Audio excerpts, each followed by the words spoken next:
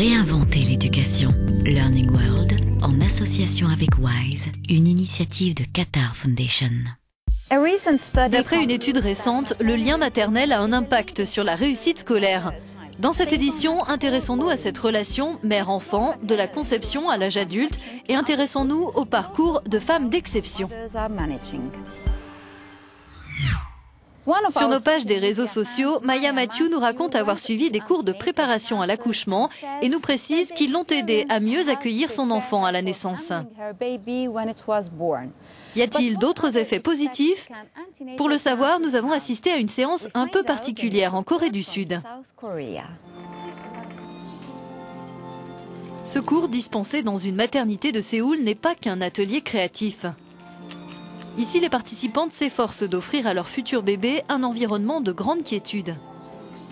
Elles pratiquent le taeyo, une technique traditionnelle considérée comme une forme d'éducation pour leur enfant à naître. Je peux vous assurer que ma fille est relativement plus calme et plus concentrée que les enfants de son âge. L'accent est mis sur la relaxation des futures mères.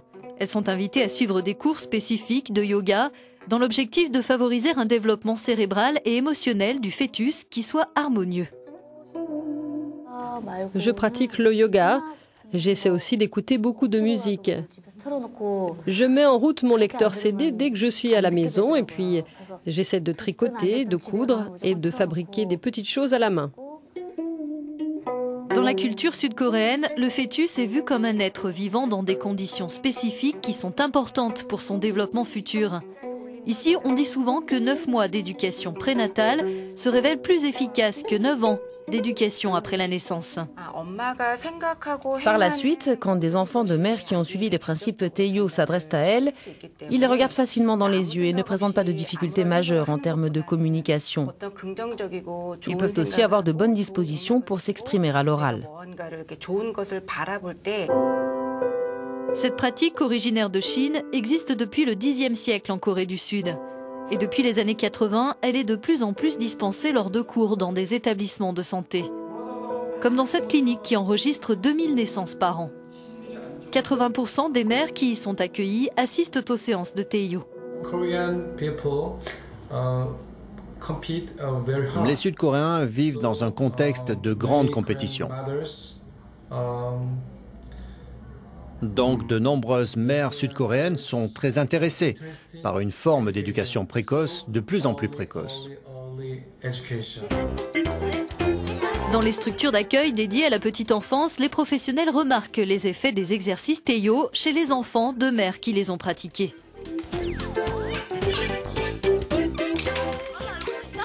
Tout dépend de la manière dont l'enseignement taeyo est fait. L'enfant peut être agréable, émotif ou sensible. Si je me fie à ce que me disent certaines mères, les enfants qui ont suivi cet enseignement in utero sont clairement plus actifs et plus énergiques. Si la technique taeyo est très populaire en Corée du Sud, elle séduit aussi ailleurs dans le monde, notamment aux États-Unis où on la pratique de plus en plus.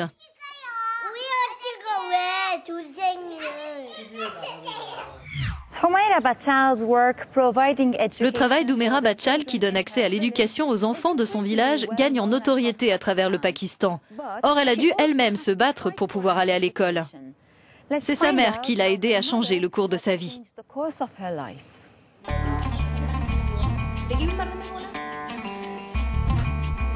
Dans sa maison d'une petite ville à la périphérie de Karachi, Humaira respecte les conventions familiales. En tout cas, en partie. Son père voulait qu'elle se marie, sa mère souhaitait qu'elle fasse des études. C'est finalement la deuxième option qui a prévalu. Mais pendant 3 ans, il a fallu cacher que la jeune fille allait au collège.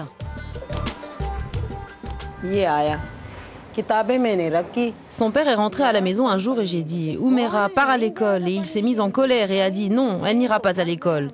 J'étais dévastée, ma fille avait révisé tous ses examens et il ne lui en restait plus qu'un à passer. Mais mon mari a quand même dit non. Je me suis dit, par la volonté de Dieu, ma fille fera des études. J'ai dit discrètement à Humaira que ses livres étaient dans la cuisine. Je lui ai donné 100 roupies et je lui ai dit que j'allais détourner l'attention de son père en lui parlant et qu'il fallait qu'elle prenne ses livres et qu'elle parte.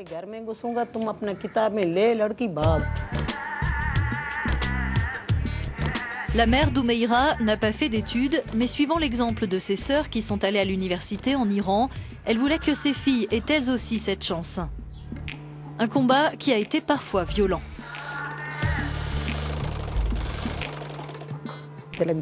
Sur mes bras, ce n'est pas encore guéri. Quand je bouge, ça gonfle. Je me disais, ça m'est égal d'être battue. Mes filles auront droit à une éducation. Consciente de la chance qu'elle a eue, Oumeira a choisi de se mettre au service des autres. Pendant plusieurs années, elle a milité pour l'accès de tous à l'éducation et a fondé en 2007 Dream Model Street School, ou modèle d'école de rue rêvé. La jeune femme dirige aujourd'hui une école où 22 enseignants prennent en charge 1 millier d'élèves. Au démarrage de cette école, on ne trouvait aucune fille dans cette ville qui avait fini le lycée. Aujourd'hui, elles sont entre 20 et 25% et elles occupent des postes corrects à l'hôpital, dans une entreprise ou une usine. Leur nombre n'est pas très important, mais ce n'est pas négligeable non plus.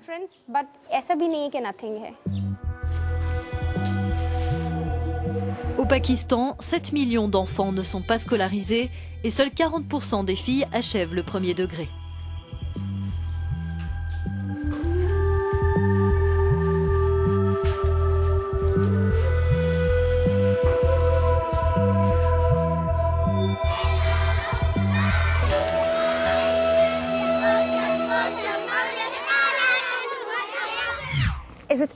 Il n'est jamais trop tard pour reprendre ses études. C'est ce que nous prouve cette grand-mère espagnole qui a choisi d'étudier le journalisme à un âge bien avancé. Ses petits-fils ont un exemple à suivre.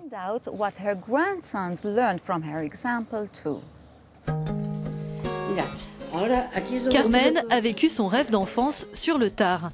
Il y a 9 ans, elle a entamé des études de journalisme à l'âge de 77 ans. Elle est fière de nous montrer les notes prises pendant les cours qu'elle a suivis pendant 5 ans. Elle les conserve précieusement dans la malle de son arrière-grand-mère. Des documents classés par date, cours ou sujet, comme l'histoire du XXe siècle.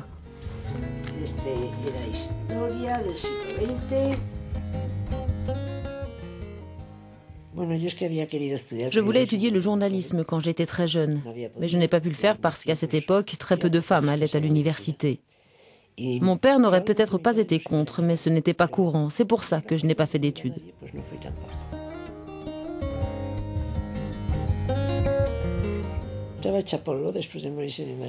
J'étais très triste à la mort de mon mari. J'ai discuté avec mon petit-fils qui venait de finir le lycée et qui ne savait pas ce qu'il voulait faire par la suite.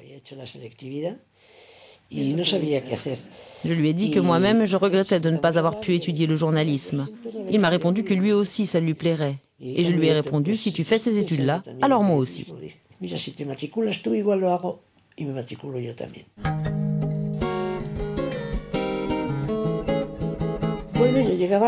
J'allais à l'université comme n'importe quel étudiant, mais pendant la 2e année, de nouveaux étudiants me demandaient dans l'ascenseur si j'étais professeur.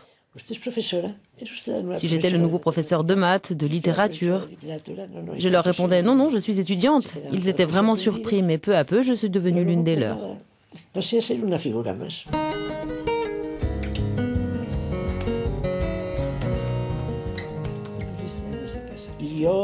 Je voudrais dire aux gens qui ont mon âge ou qui sont même plus jeunes et qui sont seuls ou qui deviennent veufs, ne restez pas chez vous. Commencez tout d'abord par apprendre quelque chose dans vos cordes. Sinon, essayez de découvrir Internet, parce que vous devez vivre votre vie et ces choses-là peuvent être une motivation.